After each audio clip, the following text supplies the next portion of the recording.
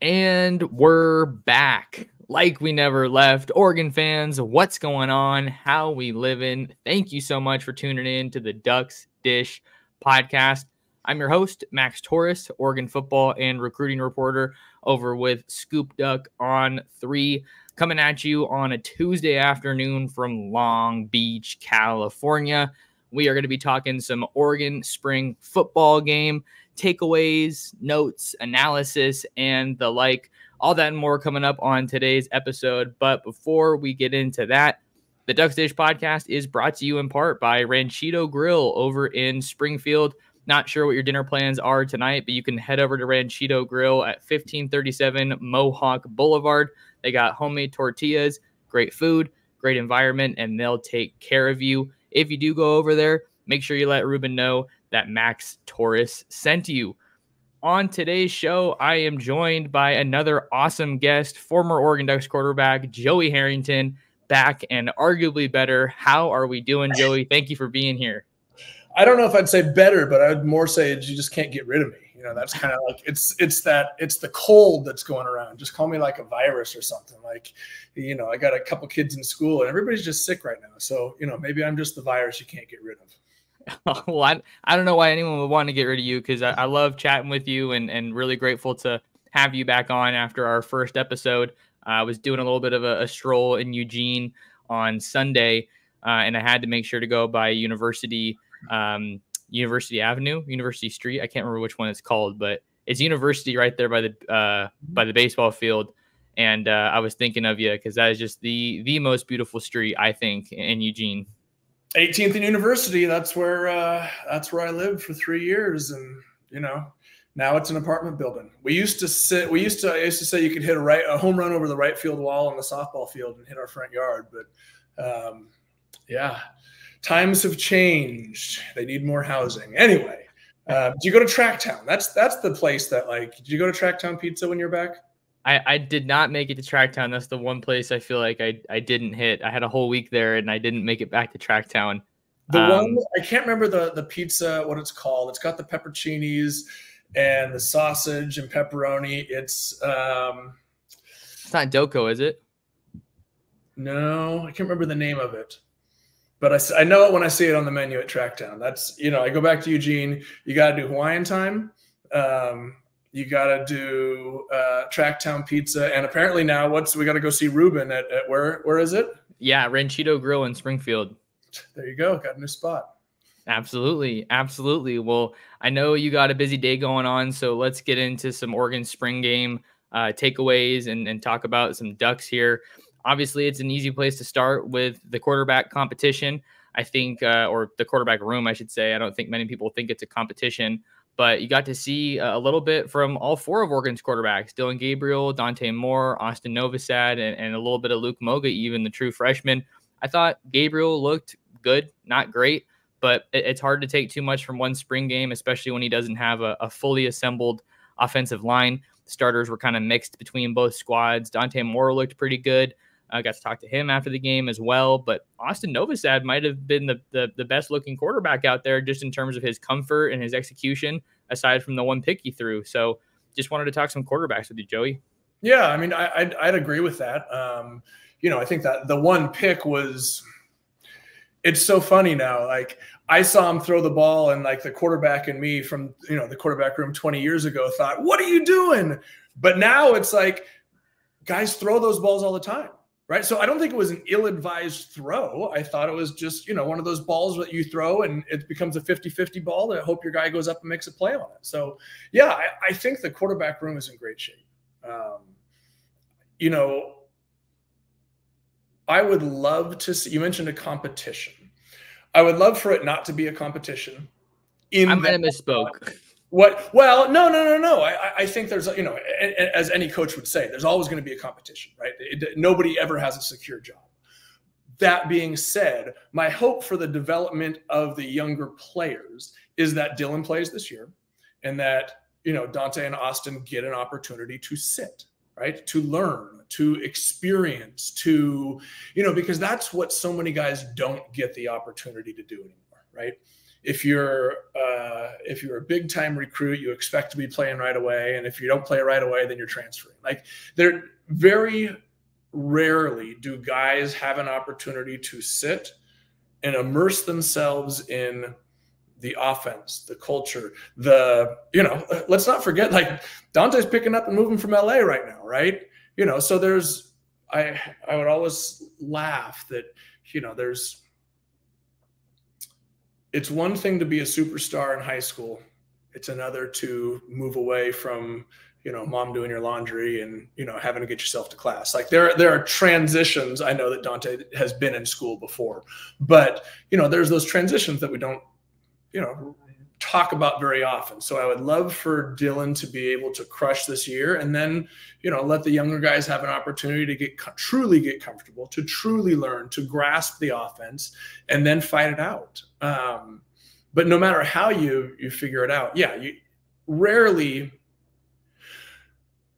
I don't ever look at a spring game and the quarterback play and say, "There's your starter," right? I think what you could do is potentially play yourself, not necessarily out of it, but you can make a negative impression if you make poor decisions. But like, to your point, they just, divided half the offensive line. I mean, it was a pretty even split there. So to see all the quarterbacks have some success, to see the young guy make some, make some good throws, it was I'd say a really positive day for the quarterback room. And Dante Moore was probably one of my favorite interviews throughout the week. I was in Eugene, Joey, not just because I didn't get to talk to him until Saturday, so he was one of my last interviews, but he just seems like an awesome kid. Just almost every answer that he was giving seemed like it was rooted in gratitude and being thankful for this opportunity to just be out there and compete. So he's got an awesome head on his shoulders. He just seems super, super happy. He was wearing the grass is damn green in Eugene shirt, which was fun to see. But yeah, the quarterback room, I think you got to be as confident as you have been, and maybe the most confident you've been, I should say, in recent years, just with all the options that they have there. So I don't want to spend too much time on the quarterback, since I know we don't have too much time today. But as far as who they're throwing the ball to, I think you saw some really promising performances from some younger wide receivers. I think Justice Lowe, a Portland guy himself out of Lake Oswego, made some good flashes, had a touchdown. And you also got to see Evan Stewart, who might have had the play of the day, even though it didn't count on this, kind of acrobatic one-handed grab in the end zone that got ruled out of bounds. So you're seeing some promising performances from those guys, and as well as Kenyon Sadiq, who's been one of the most exciting players this spring that fans are just excited to see take on a bigger role. Yeah, I think that's going to be the most that's the room that I have the most curiosity around. And not because I don't think they can't do it. I wonder if there's going to be enough balls to go around, right? Who's going to be that breakout star? Evan transferred in. Dickey, is arguably, maybe with Cameron Colvin, the biggest wide receiver recruit Oregon has had in that I can remember. You combine that with who's returning, and you've got a top to bottom, and there's always going to be a surprise in there, right? There's always going to be a young guy who makes a name for himself. So, I mean, the depth in that room is absolutely fantastic. I'm curious to see who's going to be, is it going to be and I only use this example because he, stood out so much, for crying out loud. Dylan. Now I want to say Dylan Gabriel. Wide Mitchell? receiver. What's that? Dylan Mitchell? Dylan Mitchell. Yes, for crying out loud. Is it going to be a Dylan Mitchell type scenario where it's like one guy, like that's the guy? Or is it going to be something like, last year where, Troy Franklin for the first 6-8 games is the guy, and then it's Tez, and then you've got every year the quarterback room. Is it going to be like when I was there, when it was Keenan Howery and Jason Willis, and then all of a sudden Sammy Parker, he's the young guy who makes an explosion? The amount of talent in that room is really, again, I think we could potentially say this about just about every position. The amount of depth, the amount of talent in that room is is probably as much as they've had in recent memory. And that's a really important distinction that I think we can make, Joey, or maybe we can't make just yet. The talent's there. The talent is phenomenal. I mean, I can tell you that as someone who's covered the recruiting trail for quite a while now. This is probably the most talented Oregon team that we've seen, maybe ever, certainly in my time covering the beat. But deepest, I don't know if we can say that yet. You have to play some games and meet some adversity before you know whether or not you have that depth. I think you can say that you have it at a couple of positions for sure, but because you have some new players that haven't played for Oregon just yet, you have some young guys that you're waiting to break out. I mean, Jeremiah McClellan was another guy who made a great catch. Kyler Casper almost had a touchdown as well. And until we see Oregon against another opponent, maybe in a more adverse situation, right, on a road game or something, I think that'll tell us a lot more about where that depth truly stands. But this could very well be the best or most talented wide receiver room we've ever seen at Oregon. Yeah, I think there have been years where you've got an established guy and you're waiting for somebody else to pick up that number 2 role. You know, I think a couple of years ago where it's, you know, everybody was waiting for Chris Hudson to be that guy and step in. And this year feels different in that it's not like we're waiting for 1 or maybe 2 guys to step into a role. It's, well, is it going to be this guy or this guy or this guy or this guy or this guy, right? To be able to have the luxury of that many options, somebody is going to emerge from that group. One more note real quick on the offense, because we can't leave out the defense, Joey. Oh, sure you can. The running back room was awesome. Again, we didn't see anything from Noah Whittington as he works back from an injury. Wasn't expecting to see him play. Not really any reason for him to play as he comes back from that injury that I mentioned. But Jay Harris might have had one of the best highlights aside from Bryce Cobbins, or is it Bryson Cobbs? Oh my God, I feel so bad not knowing his name. But the walk-on running back, he had a phenomenal run. I need to find it because this is going to kill me. Bryson Cobbins, he had like an 80-yard touchdown run, so that was a huge moment for him. Right. But the highlight for me out of that room was Jordan James stiff-arming Kamar Matudi into outer space. It felt like that was his moment. It kind of felt like, I bet something like that had happened in practice before, Joey, but fans got to see it. The media got to see it. And it's like, oh, that's Jay Harris. That's why you went and brought him in from Northwest Missouri State. So running backs look stacked again. I mean, Whittington, James, like again, it's a richness. It's a luxury to have that kind of depth, right? When Whittington goes down last year, you think, oh man, how's it gonna play out with Bucky? And all of a sudden Jordan James, just steps in and fills the role incredibly. And then, like you said, to bring in another transfer, like that's the luxury and that's the incredible job that Dan and Tosh and this whole staff have done, which is, Will and being able to not just recruit high school, but recruit the portal. And frankly, now you have to recruit your own guys. You got to recruit them to stick around each year and to be able to assemble the amount of talent that they have put together at so many different positions is pretty remarkable.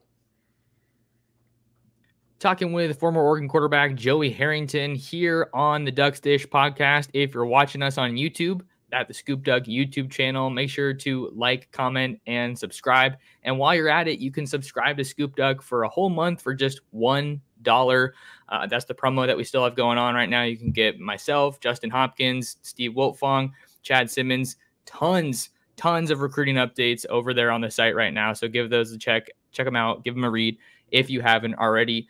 Joey, let's hop over the line of scrimmage. Let's talk some defense from Oregon's spring game. I think the two clear standouts for me, I want to start in the secondary. You have true freshman corner Dakota Fields snagging an interception and then rattled off like a 40-yard return before he got brought down. And then the other guy didn't have an interception. Aaron Flowers almost did, another true freshman. He was just in the right place at the right time throughout the scrimmage. And I think that that's an awesome development if you're Oregon, because you kind of have a good feel of what that cornerback room looks like. But I think safety is a little bit more up in the air as far as the depth. I agree. Although when you have to replace a guy like Kyrie Jackson, that's big, right? I don't know why I feel like safeties are a bit more fluid, right?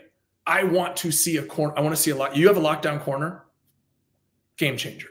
I mean, it literally takes away half the field, right?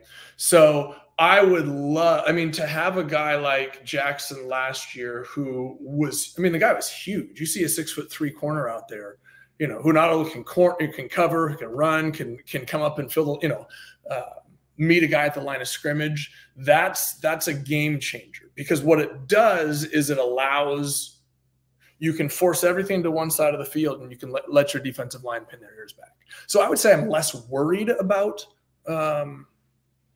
the safeties. And I would say that I would be more curious to see which one of those corners is going to emerge as the dude, right? Because you need a dude out there on an island. And at least right now, as we exit spring, it feels like it's probably going to be Jabbar Muhammad, but we just have to see kind of what that room ultimately looks like, because you have him, Cam Alexander. Jalil Florence didn't play. He was out the entirety of spring as he works back from an injury that he suffered late last season, but you figure he can take the next step in his development. And then Dakota Fields makes a play, and that's kind of something that has to give you some confidence if you're Chris Hampton, Rashad Wadood working with these corners and DBs. But the secondary, you're also looking to see. We didn't get to see a whole lot of Kobe Savage because he got banged up early and didn't return to the game. And then you also have to see what happens with Brandon Johnson, the Duke transfer, who's probably going to slide in as a nickel or that star position for Oregon. So I think that you have a great foundation to work from, and I'm sure this staff feels a heck of a lot better about just where they're at now compared to where they were 15 practices ago. I couldn't agree more. Another group we got to talk about, Joey, is the D-line, because that's a group that is going to be a bit of a new look group. When you lose 4 veterans, especially along the interior, you're looking for replacements. If you're Tony Tuioti, you're looking for maybe a guy like a Mikel Gardner, Ben Roberts, Amari Washington. I think all those guys made plays throughout the day on Saturday to make you feel a bit better about stepping into that new group. Absolutely. I mean, Jordan Birch is back. He's there too. Yeah. I was like, wait a minute. I was just talking interior. Like, we're talking about all these guys. I was like, yeah, we lost Brandon Dorless, but then I had that moment like, no. Jordan Birch is still there, right? So to see him emerge as that edge guy, right? You said Roberts, Tuioti, correct? Mm-hmm. I was really impressed with the defensive line. One of the biggest things that I heard from people that were there, I was not at the game, unfortunately, is how big that defensive line is, right? How much bigger, not just the defensive line, but the offensive line as well. Like, this is a big Oregon football team. Oregon has not historically been a sizable team. We've always been fast. But to be able to have some guys on that interior line, that interior defensive line, plug things up and allow a Jordan Birch, who really, I mean, you want to talk about a guy that came into his own at the end of last year, right? That's the type of guy that could end up being an All-American. That's the type of guy that could be you get a lockdown corner, you get some, I think of those interior defensive line positions as safeties, right? Very similar. You get some guys that can plug it up and allow the guy on the outside to make a play. I feel really good about the defensive line. Yeah, sure, you lose a guy like Brandon Dorless. I mean, huge key. But again, and maybe it's overconfidence in Tosh Lupuy's ability to recruit, Dan Lanning's ability to recruit, to see the transition of this defense from 2 years ago with Tosh to last year. I feel really good. Even though you're having to replace a guy like Dorless, I feel really good about the guys who are there. I'm very confident that Tosh can put together a defense that's going to be incredibly solid up front. The direction of that defense, the arrow is certainly trending up, even with some replacements that you got to make. Devin Jackson at that linebacker spot, I thought he looked great. You're continuing to see guys try to solidify themselves there. Jerry Mixon made some plays, but we can't go super in-depth on them just now because I know you got to get out of here, Joey. But I wanted to give you a chance just to kind of check in with the folks. And I know that the Harrington Family Foundation is super important to you and what you have going on. So what's the latest? What do people need to know about what's going on with you there? Yeah, I appreciate it. We are in the last couple of days of our Sneakers for Scholarships. You know what? Actually, it's Tinker Hatfield's birthday, right? It is. You know, Tinker was incredibly generous and designed 7 pair of Harrington Family Foundation Jordan 1s. You know, if you know anything about sneakers, then you know, one of 7 is a pretty rare occurrence. And so we're raffling them off to raise money for a scholarship fund, community leadership scholars. You know, it's going to run until Friday. Oh, there you go. Website right there. You can get it on harringtonfamilyfoundation.org. You can get it through UMax. You can get it through my, you know, Twitter account. Yeah, it's honestly, it's an opportunity to come together as a community, right? Like you said, this is my passion. This is my, sure, I love football, but this is my world now, you know, my foundation, and making sure that the next generation of Oregonians are taken care of the way that I was, right? That's important to me. And so this is one of the ways that I can help do that. And, you know, reward some lucky winner with a pair of Holy Grail Jordans and, you know, a pair of Jordan 1 Chicago Off-Whites as well. So, you know, it's not a bad deal. $40 for a chance to win 2 pretty rare sets of sneakers. So, yeah, I appreciate you helping me get the word out there and helping support our scholarship students. Absolutely. Well, you guys that are watching or listening, go check out the raffle that Joey's running over there. And you know, a great opportunity to give back and get involved with the community. But hey, that's all the time we have for today. Make sure you follow me at Torres Sports. You can read me over at scoopduck.com and then subscribe to the channel, share the show, all that good stuff. A big thank you to Joey for coming on, and we'll see you in the next episode of the Ducks Dish Podcast.